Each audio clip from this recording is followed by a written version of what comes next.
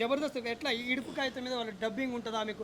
మలయాళ సినిమాలు, తమిళ సినిమాలు చూసినప్పుడు లేని బాధ తెలంగాణ యాస పట్ల వాళ్ళు ప్రవర్తించిన దాన్ని ఎట్లా చూడొచ్చు? ఏం చూస్తాం పిచ్చి కుక్కలు వాళ్ళవి కూడా వచ్చినప్పుడు అట్లనే చూపిస్తే అయిపోతుంది ఇక వాళ్ళు మస్తు మాట్లాడతారు ఉన్న స్టూడియో అసలు ఒక్కని గురించి అందరిని అనడం ఎందుకు తమ్మి కాదు 60 ఏళ్ళు చాలా మంది అన్న మాట చాలా మంది పెడతారు ఎవడోడు పెడతాడో బాప కేసీఆర్ వచ్చినాక ఆంధ్ర దొత్తులను అందరినీ బ్యాగులు ఇచ్చి బట్టలు ఇప్పించి మా పొట్టం దగ్గర మస్తున్నాయి పాములు తొండలు అవన్నీ ఇచ్చి ఉరికిపిస్తాం ఈడ ఉన్న ఆస్తులు కూడా ఇక్కడనే వదిలిపించి ఉరికిపిస్తాం వాళ్ళని. ఇంకా ఆస్తులు మీరు ఆస్తులు మేము అమ్ముకొని పోతే కొనే సత్తా ఉందా తెలంగాణ కూడా మాట్లాడారు.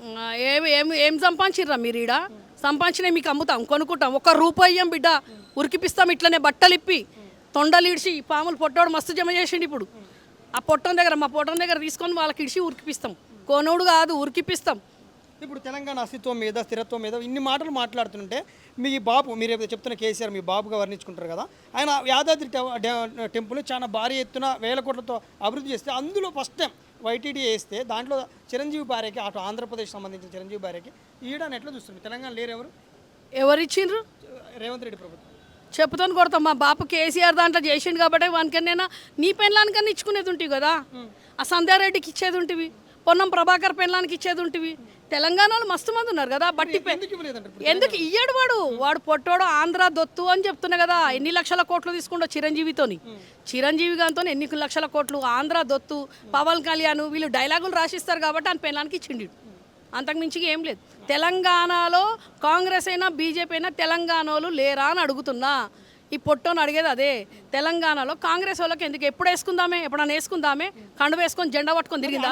వాళ్ళ సినిమా ఫంక్షన్లకి బయటికి వెళ్ళిన తీసుకొచ్చి ఎందుకు ఇచ్చినట్టు తెలంగాణ ఎవరు లేరు మేము అదే అడుగుతున్నాం. ఎందుకు ఇచ్చిండంటే బ్యాగులు ఇస్తాడు రా నాయన వాడు ఏం చేయడు వాడు బ్యాగులు ఇచ్చిన వాళ్ళకి ఏదైనా ఇస్తాడు డబ్బులు కాసేపడు డబ్బులే మళ్ళీ బ్యాగులు అంటే కదే కదా వాని నా భాష నీకు అర్థమైతే లేదా వానికి అర్థమైపోతుంది. బ్యాగులో నోటుకు నోటు దొంగ బ్యాగులలో తీసుకొని ఎవరికి ఏది ఇమ్మంటే అది ఇస్తాడు. ఇప్పుడు పాకిస్తాన్ నుంచి కూడా పిలిపిస్తాడు అర్థమైందమ్మా ఎక్కడెక్కడ నుంచి అందరినీ పిలిపించి కూడా ఇమ్మంటే ఇస్తాడు ఇటు పోస్టులు. ఎవరైనా పర్లేదు వానికి సంబంధం ఏం లేదు. మళ్ళీ ఇప్పుడు మళ్ళీ హైకోర్టు ఆర్డర్ ఇచ్చింది మళ్ళీ అక్బరుద్దీన్ ఓవైసీది గోల కొడుతుంటా అని అడుగు. ఏం తర్వాత దాని గురించి హైదరాబాద్ గురించి తర్వాత మాట్లాడు కానీ హైదరాబాద్ అన్నారు కాబట్టి ఇప్పుడు తెలంగాణలో ఉండే ఇప్పుడు మీరు హైదరాబాద్ వాసి కాబట్టి మూసీకి అడ్డుపడితే అది బీఆర్ఎస్ నేతలు కానీ పేదలు కానీ తొక్కుకుంటూ పోతా అంటుంటే దాన్ని ఎట్లా చూస్తారు? తొక్కుకుంటూ పోతాడు ఫస్ట్ వానే తొక్కేస్తారు. మా దగ్గర రమ్మని చెప్పు. మా దగ్గరకు వచ్చిన తర్వాత మూసిది ఇదంతా డ్రామా పైసలు తీసుకుంటాడు అంటారు కదా కేల్ కథం దుకాన్ బంద్ ఏడాది లోపల ఇదంతా డ్రామా. మా ఓల్డ్ సిటీకి వచ్చి మా ఓల్డ్ సిటీలో ఇవన్నీ చేయాలంటే దమ్ము ఉండాలి జిగర్ ఉండాలి. పొట్టోడా నీకు మా దగ్గరకు వచ్చి ఇవన్నీ చేసేది లేదు. ఇవన్నీ 1 ఇయర్లో ఫండ్స్ అన్ని తీసుకుంటాడు.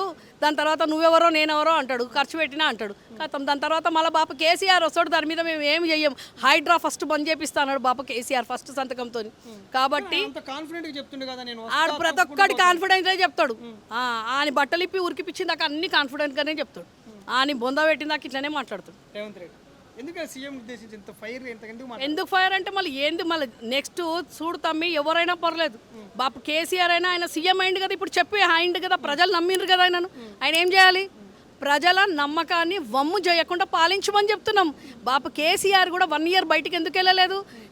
నాకన్నా మంచిగా చేస్తాడంట చూద్దామన్నాడు. మళ్ళీ ఈ పొట్టోడు ఏం చేస్తున్నాడు? హైడ్రా తెచ్చి మంచిగా చేసిండా? పేద ప్రజల ఇండ్లు గులగొట్టి మంచి పని చేస్తున్నాడా? లగచర్య చేసిండు. ఇక్కడ చూడు ముంగట చూడు చెట్లు ఎక్కడికక్కడ కొట్టేసిండు. ఇది మంచి పని? రైతులకు రైతు బంధు లేదు తమ్మి 3 సార్లు ఎగ్గొట్టిండు. భారీ ఏడవున్నాడు ఎవడొచ్చినాడు వాని క్యాన్వాయ్ ఎంబడి 100 మంది లేడు. చూడు నువ్వు వీడియోలు చూడు నన్ను మాట్లాడకు నేను చూసింది కాదు. సీఎం కాన్వాయ్ ఎంబడి 100 మంది ఉంటే నీకు ఒక 500 మంది ఉంటే మేము చెప్తాను కదా నేను రాజీనామా చేస్తాను మా బీఆర్ఎస్కు రానిగా. చూసుకో వన్ కాన్వాయ్ ఎంబడి ఎంతమంది ఉన్నారు, ఆ సభలో ఎంతమంది ఉన్నారు, సభకి ఎవరు వస్తున్నారు, వాళ్ళ సభకి ఎంతమంది వస్తున్నారు అది చూసుకోరు. వాళ్ళ మంత్రులు వాళ్ళే వస్తలేరు. మీరేమో ఇంత పెద్ద ఎత్తున విమర్శిస్తారు. ఆయన ఏమంటుండే నాది ప్రజాపాలన ఎక్కడ చర్చ పెడుతూ పెట్టుకో కేటీఆర్ కళ్ళు దుకాణం కాడ పెడతావా కాంపౌండ్ దగ్గర పెడతావా అంటుండు. వాన్ పొజిషన్ కళ్ళు దుకాణమే. నీ బిడ్డ 28 తర్వాత నువ్వు కళ్ళు దుకాణం కాడ కళ్ళు అమ్ముకుంటూ కూర్చో. నీ పొజిషన్ అదే. వాడు మేము పిలిచినప్పుడు వాడు రావాలి అంతేగాని వాడు పిలిస్తే మేము పోయేంత స్థాయికి వాడు లేడు. మా అట్లాంటి కార్యకర్తలకే వాడు దీటులు అన్నప్పుడు మా కేటీఆర్ అన్న హరీష్ అన్న ఎందుకు తమ్మి రమ్మంటాడు కానీ అటు చెప్తున్నా కదా ఒక ముఖ్యమంత్రి స్థాయికి మాట్లాడే మాటనేనా కళ్ళు కాంపౌండ్ కాడికి రమ్మన్నది? ముఖ్యమంత్రి పని చేస్తున్నావా లేకుంటే కళ్ళు కాంపౌండ్లో ఈతలిగిన అంటే ఈత చెట్టు ఎక్కి కళ్ళు తీసేటోనివా నువ్వు? ఆ స్థాయికి మాట్లాడతారా తమ్మి? కళ్ళు దుకాణం కాడికి వచ్చి మాట్లాడుకుంటా అంటే వాడిని ఎంతవరకు వాడిని ఆలోచన పరంగా ఉన్నదో అర్థం చేసుకుంటారు ప్రజలు.